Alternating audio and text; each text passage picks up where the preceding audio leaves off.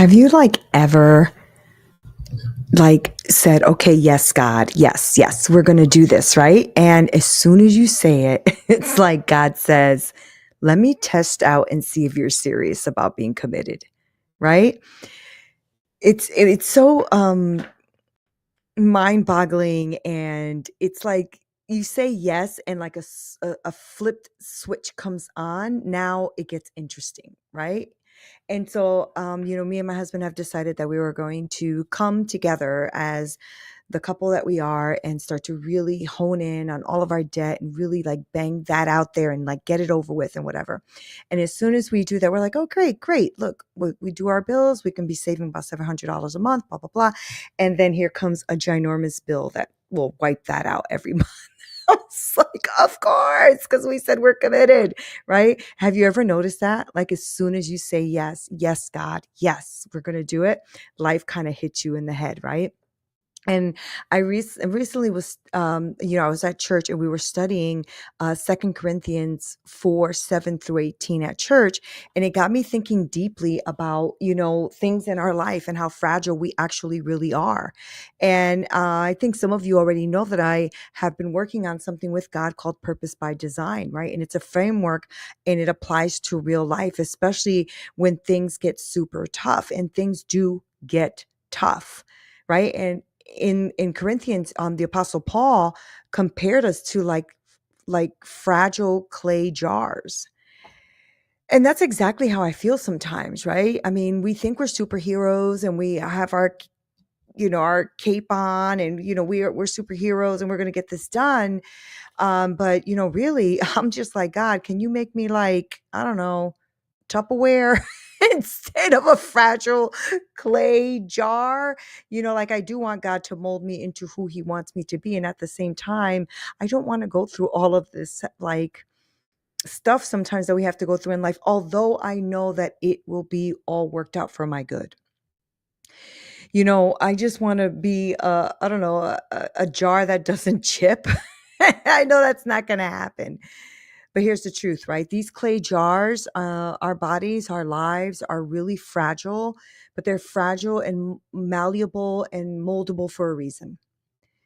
And the reason why, I think, is because our strength and our true treasure comes directly from God, and it's in our weakness, it's in our vulnerability, it's in all of that I believe we allow his strength to shine the brightest in our lives. Because if we had it all together, and if we were able to do everything, and if we didn't need the love and support and connection that God gives us and the strength that he gives us, we wouldn't need God. And I know that in our own strength, we think we can do all things. But the truth is that the treasure and the love and the connection with God comes through our weakness, right? And this ties, I think, beautifully into what I was creating with God, which is called Purpose by Design. And it's a framework for women. And I wanted to do this because I know that there is an identity and a purpose for us, and a divine discovery that we have in this life. And that divine discovery, like Paul says, we might feel afflicted or confused or even persecuted. You ever said yes to God and then looked around and thought, wait, what just happened? Right? But you know what, guys? Your identity and your purpose should not be shaken by circumstances, because things are always going to happen to you in life. And I bet you that there are so many things in your life that if I dug into who you were and all the things in your life, you would see a pattern of you rising up amongst the circumstances and the ashes, because God doesn't allow these things to happen in our life unless he's going to utilize it for something. What? I don't even know. But it's fun to try to discover that. And God is using even our darkest and our most confusing moments to reveal who he truly is and who he has designed us to be. And many, many times we just walk around life just listening to the world and doing what the world wants us to do. And we are in a fog and in confusion and don't know what we want and who we are and what we're supposed to do in this world. Well, I want to challenge you on that. Right? When are you going to allow the brokenness of whatever it is that God is breaking off of you to create the better version of you? So, yes, sometimes when we say, yes, God, yes, then you look around and it looks like the world is falling apart. It is because you have been saying yes to you too much and not yes to God enough. And I believe that lots of times God needs to break those things down to build you back up. This is reminding me of many, many, many years ago when my husband and I first met. We were very greedy and frivolous. And I mean that. Like we had money, we had our boat, we had, buying a house, we were doing all of these things. And then we didn't have God though. We didn't have God. We just had things. And we valued our life based on the things that we had. And, we went through a season where God had stripped us from all the things like all of it. We lost everything, our home, our cars, we were homeless. It was not fun. But our relationship with God just deepened and our relationship with one another deepened. And I realized that I didn't even really need those things. And it just gives you perspective, doesn't it? Because he truly has designed us to be something that maybe we haven't imagined doing. And it reminds me of 2 Corinthians 4:7, that scripture that my pastor was reading a couple of weeks ago, is we have this treasure in jars of clay to show that all surpassing power is from God and not from us. It is from God and not from us. And too many times we think we're the powerful one. We are not. Do we have some strength and power here on this planet to do certain things? I believe so, but I don't believe it is because of our own strength. I believe it's because of the strength and power of God. I was watching something today with Will Smith, and he was talking about how he has reached the top of what he thought was the top. And he's like, now what? So he went after the money, went after the fame, went after all of those things, and then realized that now what? He's standing at the edge of a cliff now. That's super interesting, isn't it? And that's because when we can do things in our own strength. Of course, go ahead, go make your money, go do your things. But if God is not in it and around it and through it, it is for naught. It is for nothing. It is for you to stand on the top of a cliff and say, what? I don't know. Here is what I want to do with Purpose by Design is I want to help women to truly discover what that is. What is it that he has designed you to be and to do? What is it? Right? Because we are jars of clay and we are uh, really in need of an all surpassing power of God, right? And so it reminds me of that. It reminds me of how are we going to have this divine discovery, an identity and a purpose aside from God? To me, that doesn't make sense anymore. I don't go there because I don't want to be without him. It is what strengthens my marriage, my family, my relationship with my children, with friends, all of that, right? Is having that connection with God first so that the connections with others are deepened, right? And then I really want to go through strategic like clarity and alignment with these amazing women of God and have this visionary blueprint of where we can do what it is God has called us to do. So in our visionary blueprint, we're going to gain strategic clarity. And even though tough moments may come, because they will, right? You might feel perplexed. You might feel unsure. You might not be clear of what it is, but let's get clear. right? God uses confusion as a catalyst for alignment because lots of times we are sitting there in a stupid little bubble, acting like our world is just this bubble and we're not supposed to go outside of it. And we are sitting with smoke screens and thinking like this is important. And the truth is I believe that God has to steer and to stir us up in confusion as a catalyst for us to align ourselves with what it is He wants us to do. Now, I don't know if you ever noticed that, but I've noticed that in hard times, in uncertain times, I pray harder. I dig deeper. I try to listen more. I mean, I don't know what He's doing sometimes, but He knows what He's doing. And so I need to connect, right? And sometimes we have this, I don't know, this facade that we got our crap together when we absolutely do not got our crap together, right? And so I don't know if you've ever noticed that, but I have. I know for me, I'm a hard-headed individual. And so I need the Lord. I need God in those times where I don't know what's going on, where I am uncertain, where I am pulling back, where I don't have an answer. And those things get really tough. And I know that I don't want to live another moment without Him. I know that for sure. I know that for sure. So when those moments come where you are feeling pressed down, you're feeling broken, these are the times to not give up, but to press in, to pray harder, to dig deeper, to listen more closely. He knows exactly what it is He is doing, and He knows exactly what it is you need, even though you think you may know what you need. When I was impoverished, I can barely see the light of, will I ever make 50,000 a year? Will I ever make 60,000 a year? Will I ever hit six figures? And I remember the moment when I hit six figures, I was like, oh, okay. Like there was no, I thought I was going to be excited. I was talking to my husband about that. Like I thought I would be so excited.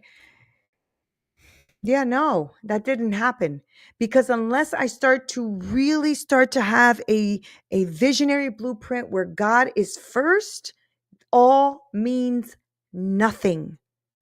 Yes, of course, we all need finances and money and all that stuff to pay the bills and all that. Of course, but not if it goes before God. And you need to get it together. If you have been putting other things before God, I need to get it together, right? Because that is important to put God first. Everything else will be added onto it. And so we're going to go through that in the Purpose by Design integration and blueprint and all that, because I want to make sure that we first start with our divine discovery. What does that mean? What is the identity? What is the purpose? Then we're going to talk about that vision, right? What is that visionary blueprint? How do we, clarify things, get into alignment with what it is God wants us to do? And then we're going to talk about impactful messaging and authenticity if you want that for your business, right? If there is a message that God is trying to have you do, is your business more than a business? Is it more than a product or a widget or a service? Maybe it's I don't know, a ministry, right? Then we have to get that together. What does that mean? You might face persecution and criticism for doing that thing, for doing the right thing, because too many people are getting clicks and viral for doing evil things and doing things that are not aligned with God, right? Your authentic message matters. It matters most when it's hard, when you have to speak the truth.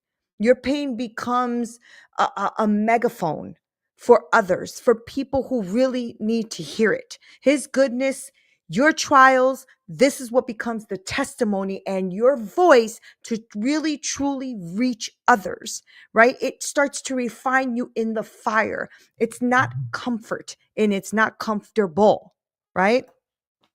I often think about, when my relationships, especially the one with my husband, because that's the one is like 27 years and all that great stuff. And even with my kids, when we have gone through some tough times, We have gone through some tough times, and you can, I mean, if you ever read my book, you know what I'm talking about. Okay. But it's through those moments of fire that we have been refined. It is through those moments of fire that we're not comfortable and that you want to just like throw in the towel and walk away. It is in those moments that you will find God's goodness, right? Because then his trials become a powerful testimony for somebody else. And then somebody else comes to me and says, "Oh my God, Nina, I needed that because." And then you realize, oh, okay, that's what God was doing. I got it. I got it. Right? Because I know that we are fed a lot of things out there, especially if you're an entrepreneur or a leader. You're fed a lot of crap out there about how you're supposed to do this and get that. And this is how many months and this many times a month. And now it's all coming out that all of these freaking people that were over here being gurus and giving you all the bullshit are all actually not giving you the truth. And then you're sitting out here like, wow. Okay, I'm burnt out. I'm broke. I'm tired. I've put a lot of effort into this and nothing's come out of it. But let me tell you what's come out of it is you getting a realization that God needs to come first. And if that means that you have to go through these trials for him to be refined in your life, then that's what needs to happen because he needs to come first. And I remember, I was talking to my husband about this, a long time ago. I went through like kingdom and spiritual leadership for women, and that was amazing. And I did that for a while. And then I became a chef, and then I did that for a while, and I freaking love that so much. I think that's something that's been built in me since I was like born, right? And then I got into personal development and leadership and neurolinguistic programming and all of these amazing things and I realized I was talking to hubby about how lately I have been feeling like all of that is culminating into something amazing and bigger than I ever thought or could have imagined. And I'm working now with a nonprofit organization where I'm helping challenged adults or underprivileged adults, however you want to word it, to actually get culinary skills to go out into the world and to find jobs and stuff like that in culinary. And what I've noticed is this, that even though the table of all of my students is eclectic, I have trans people, I have people who are not of faith, I have people who are homeless, I have all kinds of people sitting at this table. We are breaking bread together, and God is using that for his kingdom and his goodness in such a way that I never thought possible. And so now am I not only teaching these people culinary, because that's what I do, I'm a culinary instructor, but not only am I doing that, I'm also being the coach because I also have my master's in neurolinguistic programming and life coaching and all in positive intelligence. It has been the most transformative couple of weeks that I've had in a very long time. And I realized that God takes you through all of these seasons of your life with all of the skill sets and all of the things that you're supposed to do in the world. And then he culminates that so that you can impact the world in a different way. And this has been such a beautiful experience for me because it's opened my eyes to all of these different ways of life and different challenges and different mindsets and all of this stuff. And it's given me empathy in a way that I didn't know I had the capacity for. It is beautiful. So take all of the things that God has given you and understand that in the trials, you will find his goodness if you are looking. Right? You have been an impactful person for somebody somewhere. So now let's be a messenger mover. Somebody who actually takes all that you have been through and starts to create a movement with your message, with the truth of who you are. His goodness, your trials become testimonies for others. All right? Then I want to take these women and all the stuff that we are going to be doing, and I want to do a faith-driven execution and practical actions and things that we can do to really start impacting the kingdom, right? The kingdom scale is what I'm calling it. It's the steps that's going to remind us of how we execute, of how we stand up, of that. Maybe it's not always glamorous. Maybe we're not always going through amazing things. Maybe everything is not all good and wonderful happening, right? But sometimes you get stuck in the stuckness. I don't know how to explain that. Sometimes you're going to get stuck down. You're going to get laid down. You're going to be feeling pressed, right? Spiritual warfare gets real, y'all. Okay. But guess what?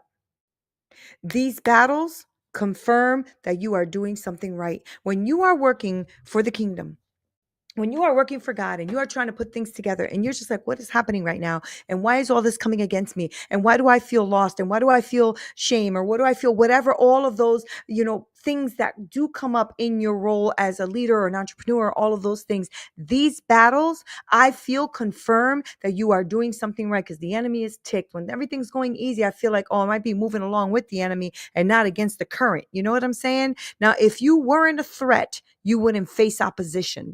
I really believe that. Now, is it to say that God sometimes won't open doors for you? Of course he does. Of course he does. But he will do it while he's refining you, while he's making you the tool that he needs for that next place that you're going to. All right. So keep it moving. Have that faith driven execution, right? Step forward even when it's freaking hard, because it is hard, right? And like I just told you, like me and my husband were like on the same page finally. Okay, we're going to do this and we're going to do that and we're going to get our stuff together. And then we get hit with a bill, right? And it's just like, okay, unexpected. What do we do now? Shift, move. God is teaching us something. What is he teaching us? Be good stewards over the small things I give you before I can give you the big things, right? Because I have been so frivolous and wasted so much money and wasted so many things, chasing things I shouldn't be chasing because I didn't take the time to stop and pause and ask God what it is he has wanted me to do. So keep moving. Faith-driven execution means that you're going to start stepping forward even when the hits the fan, okay? All right. Now, when you start to come into purpose by design, we're going to talk about all of these things. And we're going to also talk about long-term legacy and transformation. This is sustained success. Okay. Sustained success means acknowledgement that pain and loss, even facing the reality of our own death or the death of others, isn't something we can just avoid. We hold tight to the eternal perspective. That's who we are as Christians. All right. I remember when my pastor was talking about that, I was like, yes, and yes. Our struggles are temporary, y'all. Okay. But our transformation into the forever, into with God, into like being absent from the world is being present with the Lord. We have got to focus in on that and what it is that really matters in this world and who is it that we need to touch in this world, because God doesn't protect us from struggles. Okay. He protects us through the struggles. He doesn't protect us from it. And all the lies out there about, everything is going to be amazing and great and wonderful and lovely and all that type of stuff. You know what that does? It sets you up to fail, because what happens is when stuff does come up, then you start to question God, as opposed to saying, okay, God is refining me. We start to get into this prosperity crap where we think that, oh, that's, obviously, God isn't with me, or I'm doing something wrong or whatever. And no, it could be just God is helping you through the struggle and helping you to actually realize what it is that you need to do to refine who you are. And that, I believe, protects us through the fire. When we really start to get it together and stop questioning God and stop thinking that he's just this genie in a bottle that you're going to rub and he's just going to come out and give you all of your wishes. That's not how this works. And it's not even biblical. Okay. So I just want you to understand that, therefore, we do not lose heart. Through outwardly, we are wasting away, but inwardly, we are renewed day by day. That's 2 Corinthians 4:16. And this really touched me when we were doing Corinthians at church. I was like, you know what? I really need to dig into Corinthians a bit more, because man, oh man, do I need that. Okay. So here's what you do right now to fully live in that purpose when it's tough. First, don't give up. If God's not quitting on you, you don't quit on him either. Stick to who you are. Stick to your purpose. You are designed for it. Okay. Stick to that journey. Your struggles today become tomorrow's strengths for you and for someone else, because everything we go through is not just for you. We go through the things we go through for our fellow man, for other people. Okay. So stay focused, y'all. Stay focused on the eternal.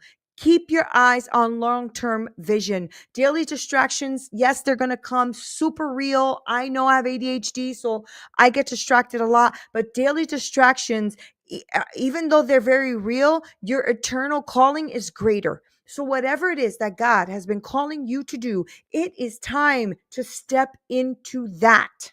It is time to step into what it is you are trying to create in the world that you feel deeply God has called you to do. Like Purpose by Design was something that really was through just a lot of prayer, crying, not knowing what I am, who I am, why I am, right? And I have to tell you, I'd love to help you get clearer on your purpose if that's something you want, right? Your message and how to walk this out. What does this freaking mean anyway, right? If you haven't yet, I do have a quiz. I'm actually finishing it up tonight, so it should be live, but it's going to be a quiz for you to really get into your design archetype. Who are you? Why are you? What's your strengths? What could be some blind spots that you have, right? So I'm going to drop that link and make sure that you guys get it, because I'm going to work on that tonight to make sure it is done for you. All right. But I want to make sure that you understand that no matter what it is you're going through, okay, you're fragile for a reason. You're that clay pot for a reason, because of the real strength and the real true purpose and the real true eternal value that you have, that is meant to shine through your weakness. And you're going to have to let God work deeply and powerfully through you, with you, because he is there to help you, refine you, so that you can really do whatever it is he has called you to do in this world. And I want to make sure that if I can be even a small part of that, that I do that part, because I believe that is my part. That is my part.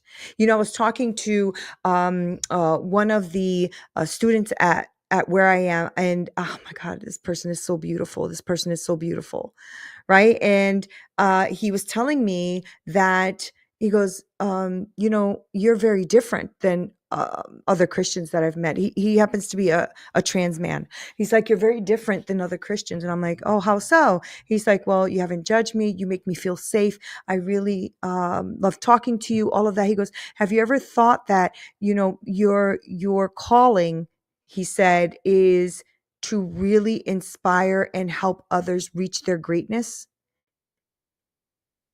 I thought that was beautiful.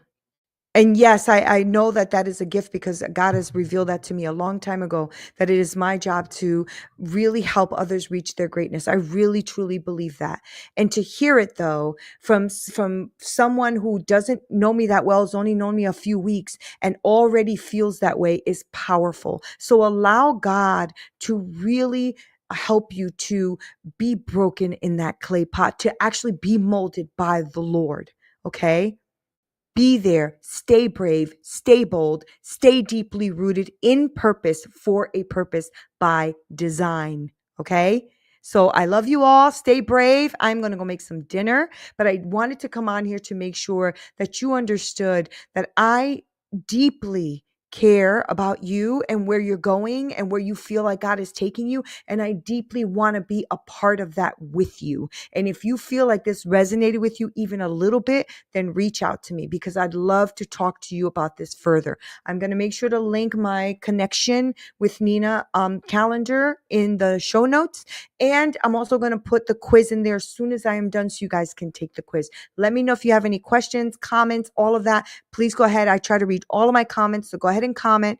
But I really adore you guys very much. And I will see you, I guess, on the next one. Stay in purpose, for a purpose by design. All right, guys, until next time.